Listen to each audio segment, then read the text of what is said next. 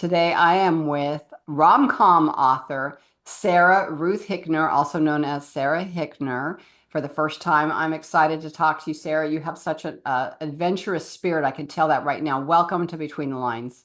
Thank you so much, Jennifer. I'm really excited to be here and chat with you. Yeah, I'm excited to hear about. So I read in your on your website how you took off at the age of 19, raised in a small Mississippi town, took off at the age of 19 to go to Kentucky because you decided to race horses.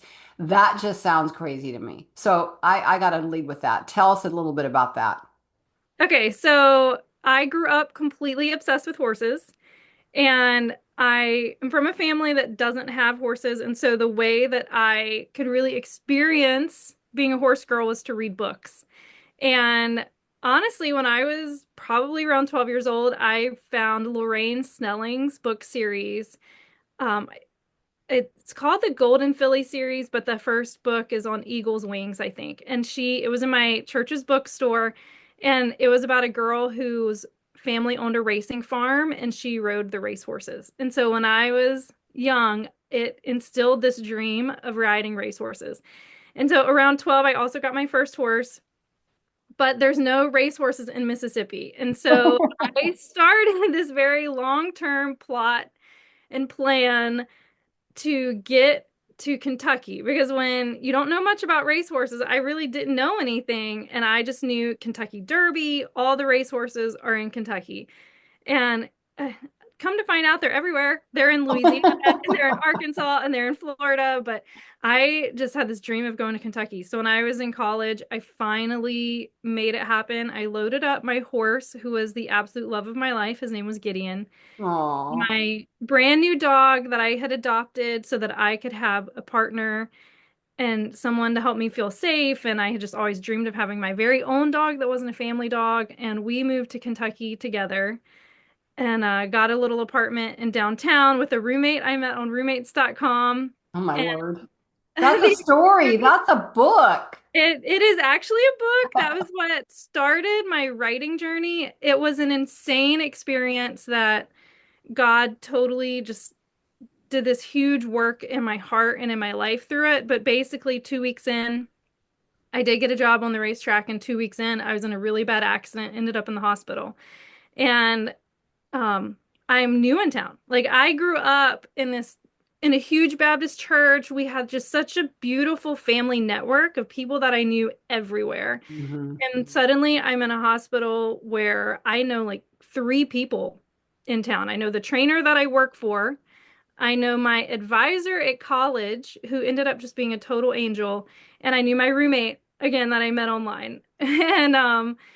And so it was just a really insane experience of learning to trust God when I have just left everything that was my roots and kind of learning to trust him on my own.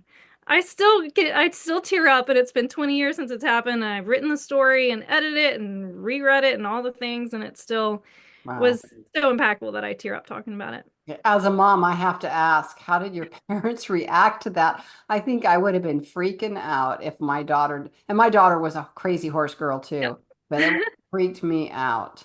Well, that's actually something that has been really impactful for me because I am a mom now. My parents, so I didn't really tell them how bad it was because I was so worried that they would make me move home. It never crossed my mind that I'm 19 and I can do whatever the heck I want to. I was just so worried because I still wanted to, obey my parents. And so I was so worried they were going to make me move home. And so they knew what happened. They got the call from the emergency room. They knew it wasn't great, but they kept saying, "Do you want us to come up?" And I kept saying, "No, I don't want you to come. I'm fine. It's going to be fine." So they didn't even come up because I told Oh them my it's fine. gosh. How But bad was it? I mean, really?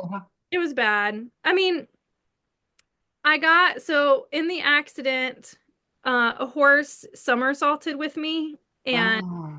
so he rolled over me and kicked me in the face.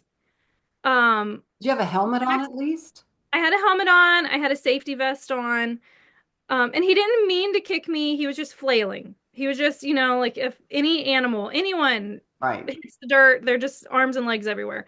And so he was just flailing, and his hoof popped me in the face. And So my teeth were, I had teeth knocked out. I had teeth pushed up in back into my face. Like there was a tooth in my, Oh, Sarah. um, they were broken. I mean, it was crazy, but at the same time, I could really see where, like, if it had been an inch higher, it would have shoved my nose into my brain. You know, if it had been an inch lower, my whole jaw would have been getting reassembled. And so I could see it was hard. I was actually just Silver talking to God lining. about this yesterday. I could see where God protected me, but I didn't feel very protected, but I knew logically he protected me. Yeah. Um, but anyway, I am, it's back to your question, so grateful for that experience. Just so grateful. And I can see where God did so much through it. But as a parent, I am like, God, I want my kids to go through these things that teaches them that Right. you are their rock and that you truly are good. But as a mom, I don't want to see that happen. Like I don't know how my mom did it, and I don't know how I'm gonna do it. You know, I Oh, want them to grow strong roots in their faith, and that doesn't happen with an easy life. no, absolutely not. So, Well, there you go. See, I can see still. And I can relate only because my daughter was in a, a car accident that landed her in the hospital in a coma for a week and then months and months of rehab to learn everything over again like a baby. So mm, I can see I'm choking up just thinking about you laying in that hospital and what your mom must have been going through and how you dealt with it. So in what ways, I've just got to ask, in what ways do you believe that God really changed you?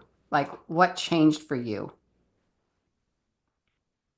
that is a very good question. I think the main thing is just learning.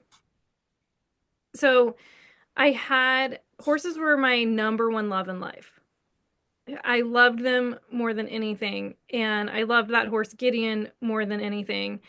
And God really taught me to put the creator before the creation. Mhm. That's a good one. And that to me was kind of the lesson over and over and over again was to that he's first and to love him more than the horse. Um, and also to see his goodness. I when I was in ninth grade, I think I got Gideon.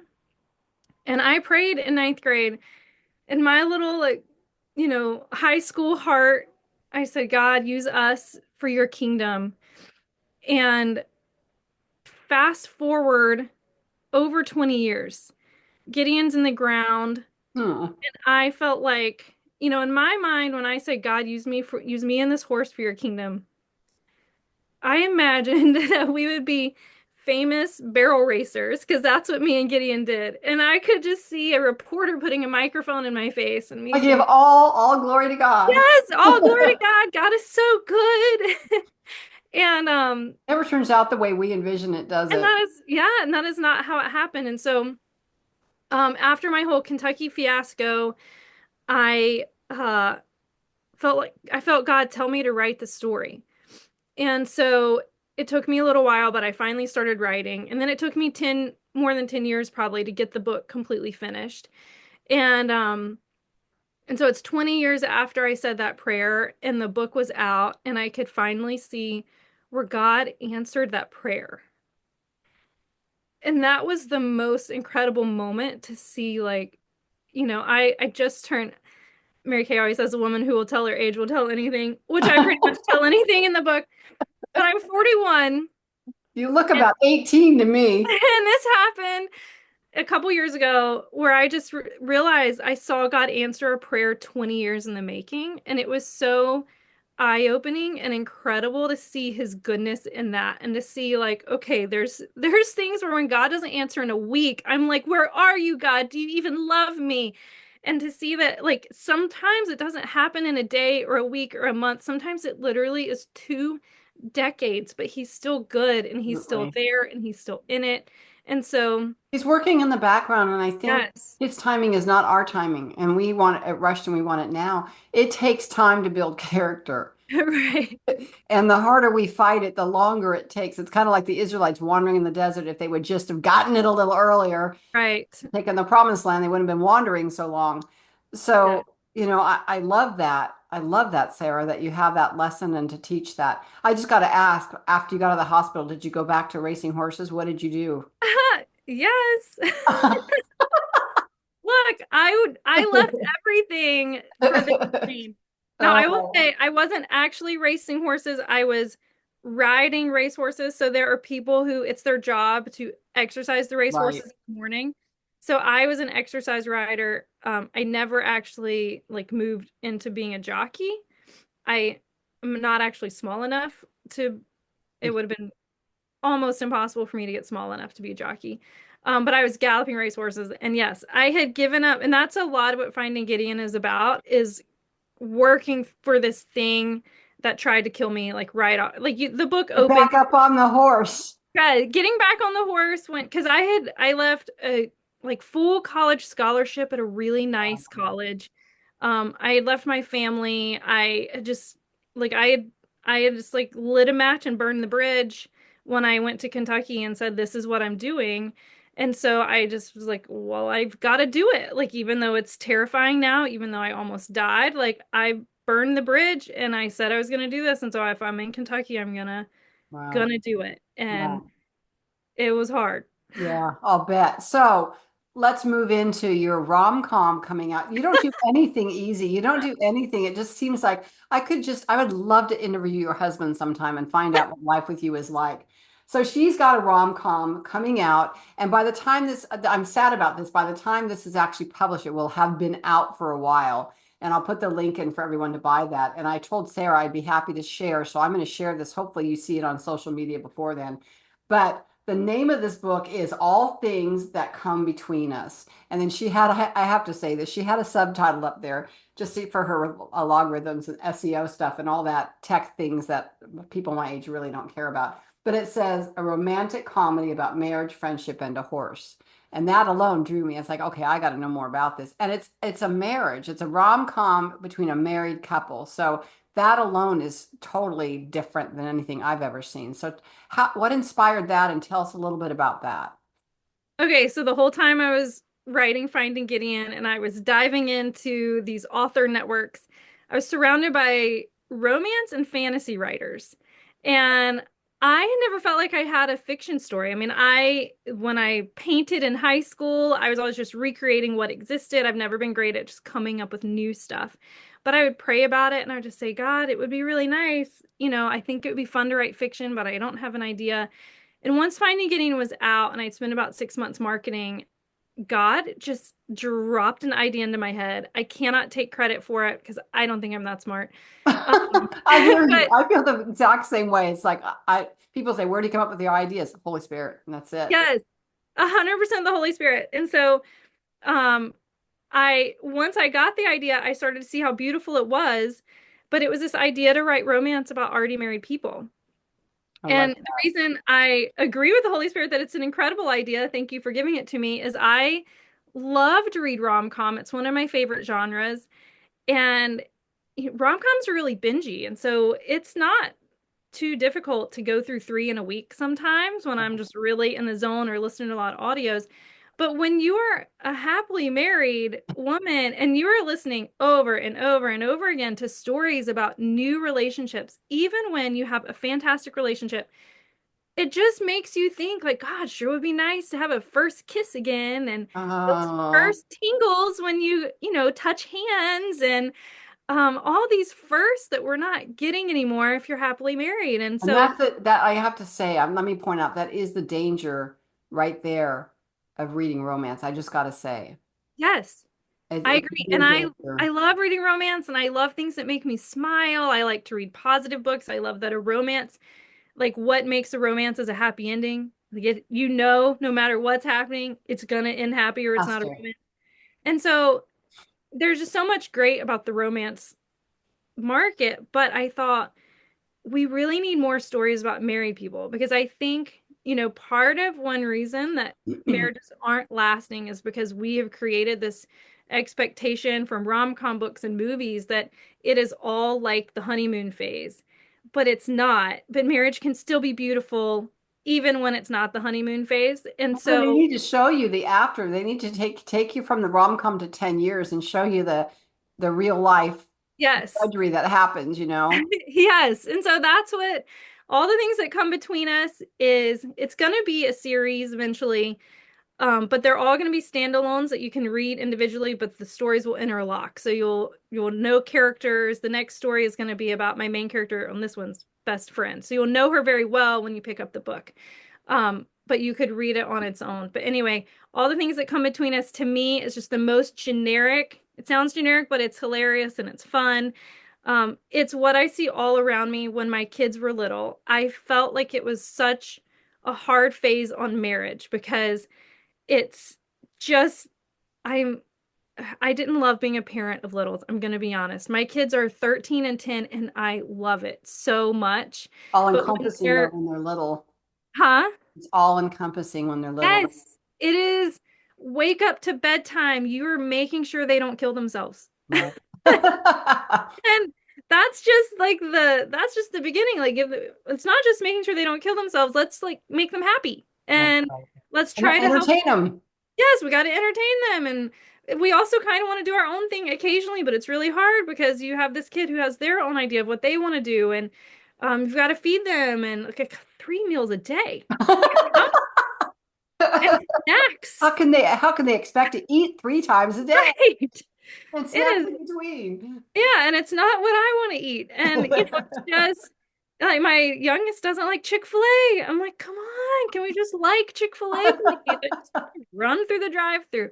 So anyway, it's that very hard phase of marriage with little kids, and then Abby's at home and she wanted to be at home, and she wanted to raise her own kids, but now she's like, but all I do is stay with kids all day and my husband's off whining and dining clients and what's he really doing when he travels and the monsters that grow in our head and the way that Abby in her unhappiness and frustration at her own life she becomes kind of mean to her husband and so it's kind of working through all of this stuff and I got permission from the Moody I think it's Moody who does the 5 love languages and so Yeah. Well, that's isn't that Chapman, Gary Chapman's book? Gary Chapman does it. Yes, it's not. Yes. Anyway, I got permission. So Nice. and that was really fun to work with them, but I'm using the 5 love languages, so that we've got that kind of wrapped into the story of a book club and Abby realizing she may not be using the right love languages and her husband's not using the right love language either to make her feel loved. And so anyway, it's just a really fun story of a couple, and I think it's very relatable to anyone who had small kids. Well, and I love the five. I mean, the 5 love languages was an eye opener for me. And I didn't, Yes. I read it in my second marriage. And even then it was like, oh my word, where I failed before for years, not understanding, and then coming into it and saying, oh, and my husband, who I adore, is the most godly, kindest man in the world, generous, loving, everything good. He gets a 0 with gift giving in the love languages. I have never known anybody that got an exact 0 That is, anything in the love languages, and it explains so much. It's yes. so, anyway, that's funny. I That's think really even one funny. of you understanding love languages is helpful though, because Yeah, then you have grace towards him. Because that's you're like, right. Understanding even they're though, trying to show you love in the way they understand it. yes, I come home, my husband's love language is acts of service, Hmm. and he's cleaned the house. And he's like, look, I have cleaned the house. And you And I'm don't like, care? thanks. What's your love language? Mine is gifts is one of them, but I don't want him to spend hundreds of dollars, like $6 even. Oh, he gets me sparkling water. This fancy sparkling water from Trader Joe's. It's $2.99 for a bottle, and that makes me feel so loved. Oh, And I'll save it. He'll get me two sometimes on a shopping trip, and I'll save them for a Tuesday or Wednesday when it's midweek, and I just really could use something to make me feel loved. And when I drink it, I feel loved. that's sweet. See, You now know? my husband's frugal. He doesn't buy stuff, but I'll open my computer and have a love note there before he leaves for the Oh day. my Or gosh. I'll go out to do a workout and it's attached to the treadmill. So That's yeah, I amazing. know that's pretty sweet. To me, that's as good as you don't have to buy gifts to No. show love through gifts. Gifts could be a handwritten card. It could be very Yeah, simple things that make whatever makes you feel loved in that way, like somebody paid attention to you and took right. the time to do this for you. And That's what that is all about. So Yeah. I think that's pretty cool. But I love that you incorporated that in your book because not only are people going to get a great entertainment, they're going to learn something if they've never read that book or taken it to heart. That I think is really, I mean, I think we did a Bible study on that, or also the other one. Oh, this would be a good book for you. Men Are Like Waffles, Women Are Like Spaghetti. Have you ever read that book? I haven't read that one. Oh, Write this Bill and Pam Farrell, you have got to read this book. I'm down. going to Okay. just a very, very quick story because my husband would come home. We would be talking and we sit in the car and he's really quiet. And I'm like, what are you thinking? And he's like, nothing. I'm like, that's not possible. You must be thinking something. Nobody thinks nothing.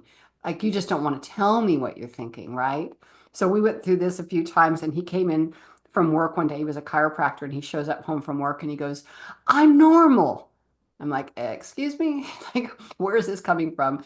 He had listened to Focus on the Family on the way home, and Bill and Pam Farrell were on there talking about their book, Men Are Like Waffles, Women Are Like Spaghetti. And meaning that men compartmentalize in their head. They have all these little boxes in their head. So they can put different things in boxes and it doesn't intertwine, right? They have Right. a nothing box. Can you imagine? They get a nothing box. They can go into their nothing box anytime they want and not think of anything.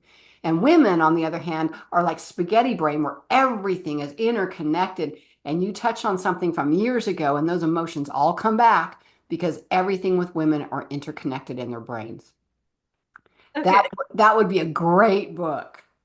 It's so this will probably happen because so each book of the series, the what connects all these ladies is they're in a Bible study book club together. Oh, And it's kind of a joke that I call it a Bible study book club because I'm in a Bible study book club and we're not actually studying the Bible. We're studying books. So I never know what to call it. Is it a Christian book club? Is it a I Bible would say study? I Christian don't, book club. So I definitely am gonna look into this because each book is gonna have a Christian book that the book club is working Well, through. and So, that one would be so good because the same yeah, ideas with the love languages, if you don't understand, men can come across as being very, if it doesn't affect them, they can just whatever they're dealing with, they can stick it in a box and let it go where we don't have that luxury. right. We don't We're have a just box. we don't have a box. It's like I would give anything for a nothing box. Right. We are a box. Like our whole being is one big box. It's all in there. It's spaghetti all woven together. Yeah. I thought that was pretty funny. But that book is real. It's been out for quite a while, but it is a really good book. And if you can find them speaking about it, they're hysterical when they tell their stories. It's pretty funny. So that Okay. would be a good book for you, just so Thank that you. you know that. You're welcome. Happy to help. Now you give me an idea for a book. No. Okay. So the whole romance, like for me, when I write romance now, because I do have a problem with all the touchy tingly, it's very, very clean and it's usually building up to the romance to when they actually are going to start getting serious about dating. You know what I mean? So it's Right. building that relationship and battling uh, their individual whatever they're having to battle in order to get to a place where they can be open to actually letting somebody else into their heart. Right. So it doesn't have as much. I don't know. I don't have I have a problem with all the. I don't know. What do you do in a Christian book? You want to keep it clean, but you also want to be realistic, you know? I have I am just a little bit nervous, I'm gonna be honest, because there is like there is a closed door scene. I mean, the door closes. It says, and I enjoyed the perks of being married to Scott Aberdeen. And because that's her husband's name. And I'm a little nervous, but I'm like, they're married. Like that That is should make you nervous. I have a friend who wrote um, the Shenandoah Bride series, and her first one, it was a marriage of convenience. And there was some steamy stuff, and there were some people who were just totally, oh, there was some okay. steamy stuff in there. And There so, is, so they make out. I mean, it's like his finger grazes her arm and his finger, his yeah, hand that's pretty, touches her thigh. But we're that's not pretty getting mild stuff, Sarah. okay. Okay. I think you're fine. I think Okay. you're fine. No, I think it's when you got, I mean, her stuff was pretty steamy, and I was reading some. Okay. I was kind of like, whoa. Even though they're married, it seems to me that's a little close to that line. But I think a hand grazing and a touching the thigh. I mean, I do that even in mine, and mine are like Okay. pretty.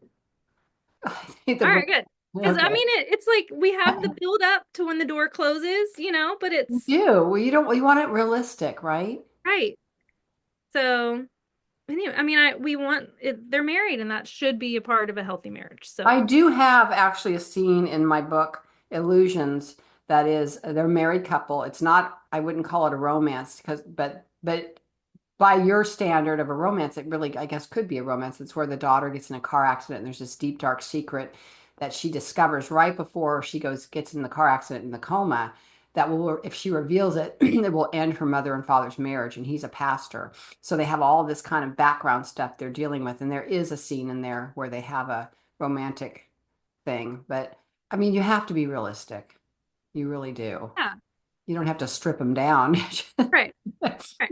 And we want, I love, as a reader, I love when there's a really good kiss that makes me want to go find my husband and Yeah, kiss me. You exactly. know? Right. But then there is definitely a line where I'm like, I should not be reading this. This is not good for my brain and my heart, and I and did not expect this. Well, Try not to pick up books knowing it.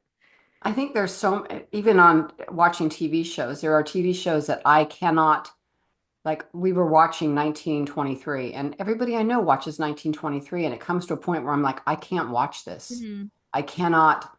I told my husband, you want to watch this, it's fine, but I can't. The things that are happening in there just are not okay for me as a, if I said if Jesus were sitting next to me, there'd be no way I'd have this on TV. Right. And I that's kind of your, actually, yes, we watched part of Game of Thrones, and I was like blown away because everyone around me was watching it. All of my Christian friends were watching it. They were all talking about it, and we were watching it, and I was so guilt-ridden, and I just felt like this is not what needs to be going into my head, and this is not what needs to be going into my heart. And I finally, it took me a few seasons before I finally got brave enough because it was something I enjoyed doing with my husband was we actually sat down together and watched TV. right. And I finally got brave enough to say, you know what, I just don't think this is what we need to be watching, and I'm not going to watch it anymore. And apparently, about the time I finally was like, I'm not doing this anymore, they cleaned up and they stopped showing all the raunchy stuff that they had been showing. Oh, really? But it was that was so hard. It was like when the whole everyone, Christians and non-Christians, are all watching it and talking about it, and I'm just like, do you not have the same sense of guilt? Do we not have the same moral code? I don't understand. But all I know, what's important is that I'm feeling convicted, and if Right. I'm feeling convicted, I need to step away. And I'm ashamed that it took me as long as it did to get brave enough to say, you know what, like this isn't for me, and I'm gonna Well, stop. why were you fearful of saying that? Were you afraid your husband would be like, I oh, think, what are you yeah, it's because everyone saying? else was doing it, and we did thoroughly enjoy the storyline. Like, it was a really good show with a great storyline, but like, it was way too graphic. It was too graphic sexually. It was too graphic with murders. It was just too graphic in so many ways that I was like, this is like, there's one scene that lives in my head forever. Right. Can't get out. Well, and that's where the enemy gets a foothold. You know, Right, if you've opened that door, you're allowing that, and if you continue to leave it open, he's going to continue to have a foothold into your spirit. And right, so that's a bad place to. I think that I applaud you for that. I mean, I'm the same way. I'm just like my sister-in-law will, she's a new Christian, but she'll watch so many things, and I'm like, I can't watch that. I can't do. I have a really hard time with violence. I have a really hard time seeing people be beat up or whatever. And I have a hard time with raunchy sex scenes, or so many times you wonder if they're just doing it to get a reaction. You know, it's not really part of the storyline. Do they really need to be doing that? And so right. I struggle with that. So yeah, I go back to here's what you need to watch. This will help your inspiration for some of your Okay. story. The Dick Van Dyke Show. A couple. Have you ever seen the Dick Van Dyke Show? I have, but it's been a long time since I Go watched back and watch it. Talk about funny rom-com because they're it. Okay. such a cute married couple, but they're funny and they deal with real life stuff. And oh my gosh, that show cracks me up. You have to Okay. get through the first couple episodes are a little cheesy, but once you get through there, that one is good rom-com stuff for what you're doing. All right. Exactly. I watched it when I was maybe in high school. It was Nick at Night would play Yeah, all the good older shows, and so I used to watch like I Love Lucy and right. I watched Cheers, which now I'm like, I can't believe I watched Cheers. It's about people hanging out at a bar. I know we're hanging out the bar, but I do think Dick Van Dyke is one of my favorite old shows to watch because it gets me every time. And there's so much there is if you dig into it, there's some historical stuff going on in there with the television industry with Danny Thomas, who was a well-known well talk show person, but he was also a producer and he produced a lot of those shows. And you'll see little things within the show that are kind of cool. And then the idea that it was based off Carl Reiner's life. He was basically Dick Van Dyke, a writer for a comedy show, and his son Richie would be Rob Reiner. So you start looking at all those things, and they're like, "Wow, this is kind of cool that they brought this from real life stuff." So he was writing his own rom-com life with his wife, and it's in that show. So it's pretty cool. All right, I'm gonna check it out. Okay.